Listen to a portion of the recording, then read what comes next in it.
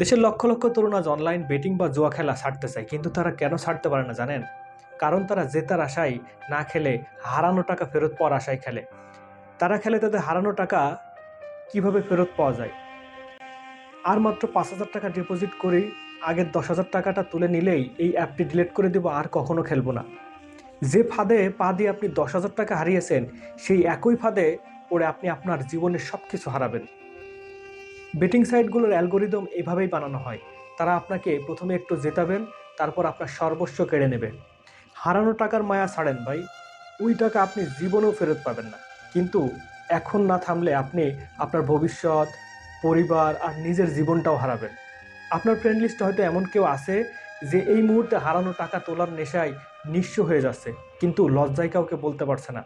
ভিডিওটি শেয়ার করে অন্তত একজন মানুষকে এই ধ্বংসের হাত থেকে বাঁচান। আর কমেন্টে অবশ্যই জানাবেন কেন মানুষ জুয়া খেলা ছাড়তে পারে না।